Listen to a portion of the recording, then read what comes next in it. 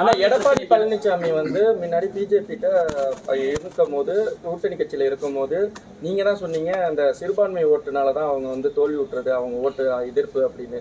இப்ப நீங்க எப்ப சொன்ன சிறுபான்மை கொடுத்துருக்கீங்க, நீங்களே இப்ப பிஜேபி அலைன்ஸ் இல்ல. இப்ப 2019 அவங்களுக்கு இருந்த எதிர்ப்பு இப்ப கிடையாது. அதனாலதான் அவங்களுடைய வாக்கு சதவீதம் அதிகரித்திருக்கு. 2021 சட்டமன்ற பொதுத் தேர்தலே நான் அந்த கூட்டணிக்கு இல்லை நானும் இடம்பெறுவதாக இருந்தது. அதில் அப்புறம் நாங்கள் தனித்து போட்டிட்டதெல்லாம் உங்களுக்கு தெரியும்.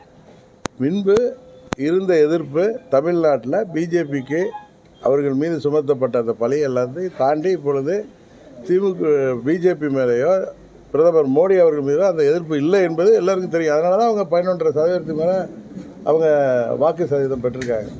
பாஜக வளர்றதுங்கிறத மற்றவர்கள் விரும்பவில்லை என்றாலும் அதுதான் உண்மை. அதனால் எங்கள் தொகுதியில் கூட எனக்கு சிறுபான்மையினர் ஓட்டெல்லாம் விழுந்துருக்கு. பழனிசாமி இப்போ அந்த கூட்டணி வேணான்னு தனியாக போய் அவருடைய வாக்கு சதவீதம் விழுந்து தானே இருக்குது. அவருக்கு சிறுபான்மையினர் மக்கள் வாக்களித்தா தெரியலையே.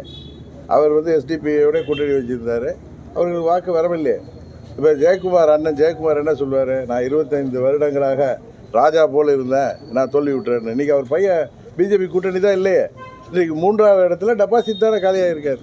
ஏற்கனவே எம்பியாக இருந்த தொகுதியில் அவங்க சென்னையில் பெரிய தலைகள்லாம் அந்த கட்சியில் வழிநடத்துகிறப்ப டெபாசிட் போயிருக்காங்களே.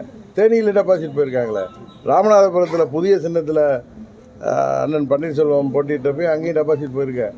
தென் தமிழ்நாட்டில் பல தொகுதிகளில் டெபாசிட் போயிருக்காங்களே. அங்கே அவங்க வாக்கு சதவீதம் கடுமையாக விழுந்திருக்கு. அதுபோல் நீங்கள் சொல்கிற மாதிரி அவர்கள் சிறுபான்மை வாக்குகள் விழாதுங்கிறதுக்கு தான் அவங்க பிரிஞ்சு போயிருந்தாங்கன்னா இன்றைக்கு அவங்க 2வது இடத்துக்குனாலும் வந்திருக்கணுமே, வர முடியலையே. நிறைய தொகுதிகளில் 3வது இடமும் 4வது இடமும் டெபாசிட் போய் தானே இருக்காங்க. இத்தனைக்கு அவங்க பல தொகுதிகளில் பண செலவு செஞ்சாங்க. பணபலத்தால் அவங்க ஜெயிச்செல்லாம் நினச்சாங்க. ரெட்டையிலை காமிச்சு மக்களை ஏமாற்ற முடியல. அதனால் 2019 அப்போ பாஜக மேலே இருந்த எதிர்ப்பு உணர்வு இப்பொழுது இல்லை அப்படிங்கிறது இந்த தேர்தல் முடிவுகள் காமித்தது.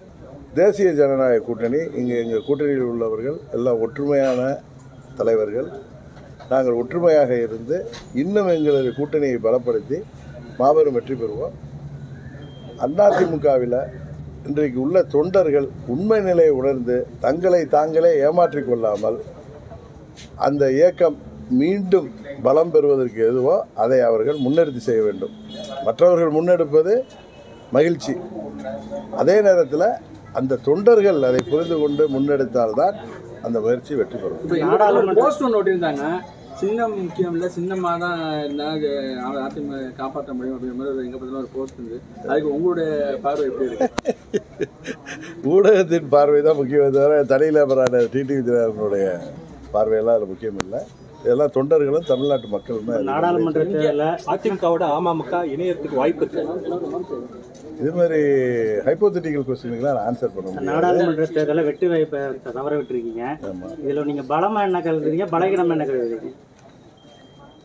பலம் எங்களோட ஒற்றுமை. இப்போ திமுகவின் கூட்டணி பலம் பணபலத்தை எல்லாம் தாண்டி நாங்கள்லாம் உங்களுக்கு தெரியும், ஓட்டுக்கு 1 பைசா கொடுக்காமல் 3 லட்சம் ஓட்டுக்கிட்ட வாங்கியிருக்கோம். எனக்கு வருத்தம் அங்கே அதிமுக, அது அதிமுக கோட்டை என்று ஊடகத்தை சேர்ந்தவங்களும் என்கிட்ட கேட்பாங்க. ஏன்னா தொடர்ந்து பல ஆண்டுகளாக அங்கே ரெட்டைகளை ஜெயித்த தொகுதியில் ரெட்டைகளை டெபாசிட் போயிருக்கு. அது வருத்தம். இதுக்கெல்லாம் காரணம் யார்? பழனிசாமி. அதுதான் அதிமுக தோற்றது காரணம் பழனிசாமி. எங்களது பலவீனம் நாங்கள் ஓட்டுக்கு பணம் கொடுக்காது தான். செய்திகளை உடனுக்குடனும் துல்லியமாகவும் தெரிந்து கொள்ள சப்ஸ்கிரைப் பண்ணுங்க.